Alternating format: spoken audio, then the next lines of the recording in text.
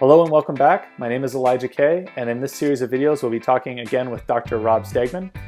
Dr. Rob Stegmann has a PhD in post-colonial masculine gender studies, and more specifically, he has a PhD in South African post-colonial masculine gender studies, and since he's a biblical scholar, he takes that lens and he applies it to the Bible. And that is what we're going to be talking about more in this series of videos. Last series we dealt with what is colonialism, what is post-colonialism, South African context, and a little bit about apartheid. And then finally we finished up with a bit of discussion about the US's role in colonialization.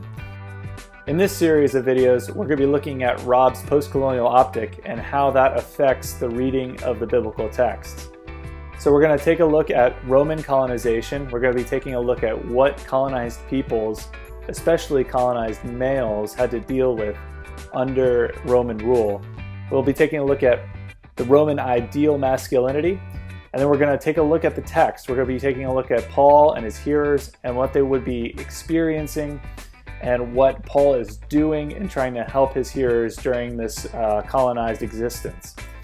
Finally, we're going to be discussing a little bit about what is the Bible, because after all, if you take a lens like this and if you start taking post-colonial studies that affect the way you read the Bible and affect the way you understand Paul and his listeners, then you're going to be dealing with questions about the text itself.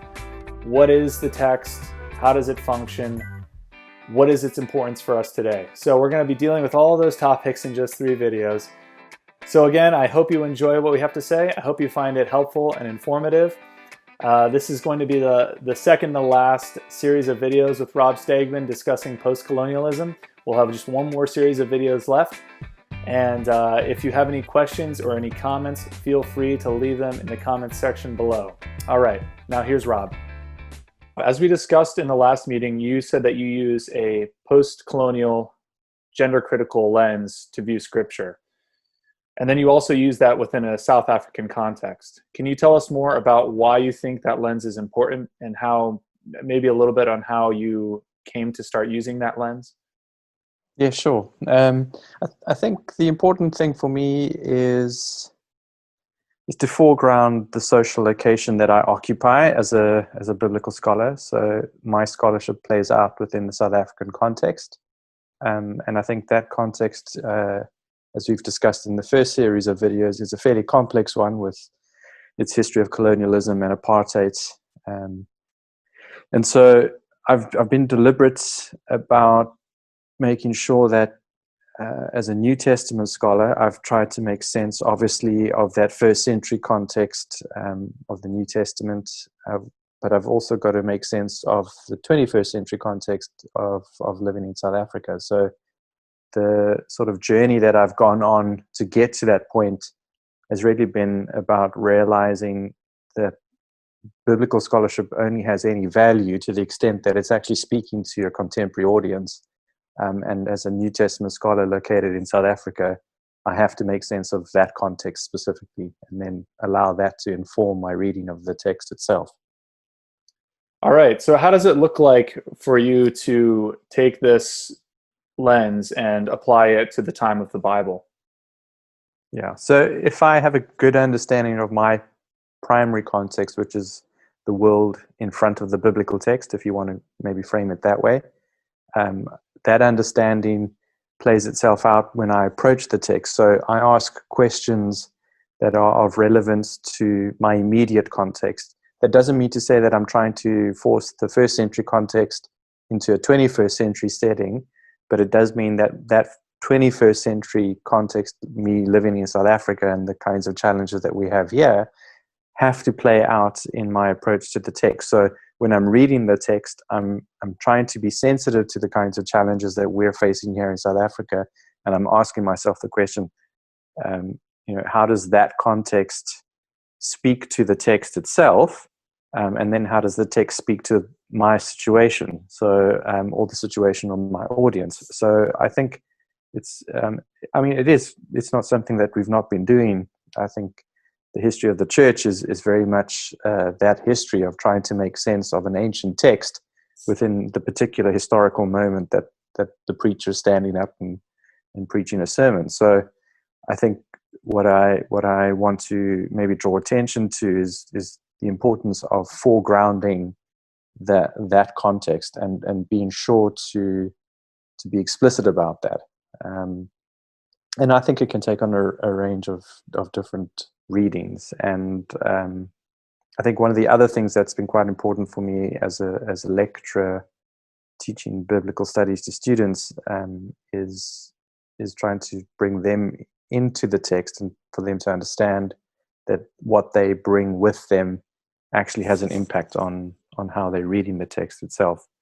And I think more specifically, a couple of years back, I started teaching a class that I created called Reading from the Margins.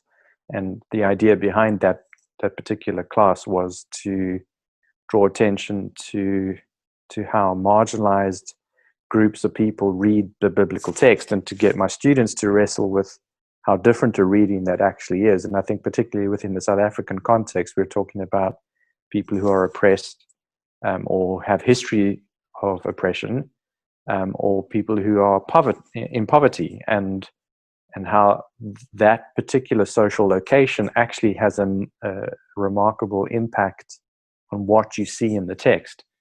So the class was designed to actually bring students into that space and for them to wrestle with their own world of privilege and the world of in some ways scarcity that they were encountering when they were reading with those who'd been marginalized in one way or another.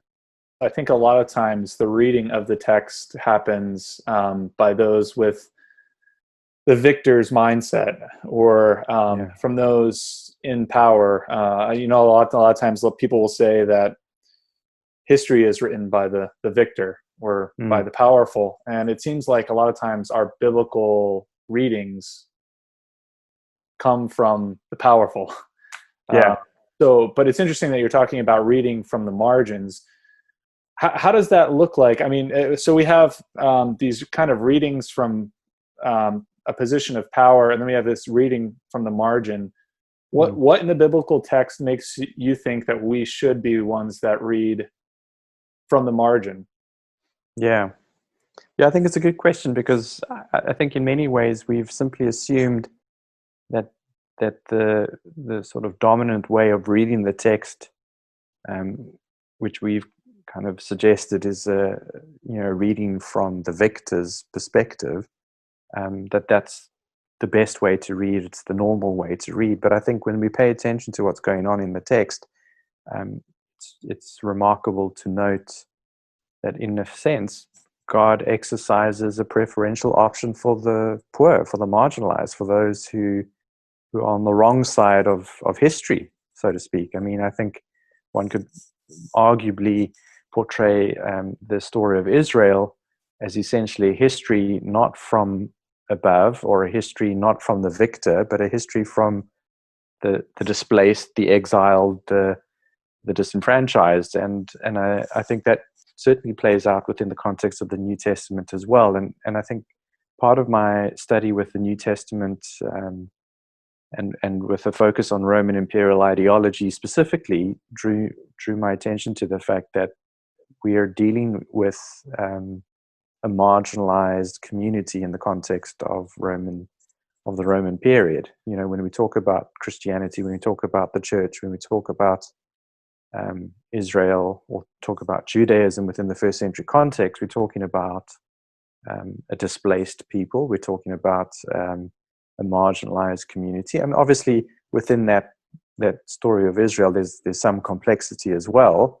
And there's some blurring of lines between margins and center, or between having power and not having power. So even Israelite society is fairly more complex than we can sometimes pretend it to be. So I don't know if that kind of makes sense, but is there any example of this Roman ideology that you were talking about, and the Israelites, and how they would have felt under Roman rule? Now, again, you mentioned that it's more complex than that, and I agree. Yeah. I mean, there's Israel has a lot of class systems even within itself during that time period, and you have high priests and Sadducees and that may have had more power and more prestige and more wealth than some of the more common people in Judea at the time. But can you talk to us more about what was going on with Israel under the Roman rule, and perhaps even just colonized peoples on a whole under the Roman rule, from the perspective of post-colonialism, perspective of Rome being the colonizer and a lot of these other nations, not just Israel, but also in Greece and stuff like that, what's going on there? Yeah. So, I mean, I think what we need to just remind ourselves of is before the Roman Empire, we have the Hellenistic Empire, and that empire set about colonizing and spreading its presence over a very large territory, and did so by using a variety of different strategies to bring Hellenism to the world, essentially. And the Romans kind of pick up the same story, right? So they kind of continue with their own sense of a colonizing or imperial story that leads them to set up this empire of the Romans. And the Roman Empire did a fairly good job in terms of using mass media to convey some very key ideas about how they saw themselves as the Romans, and how they saw those whom they had conquered.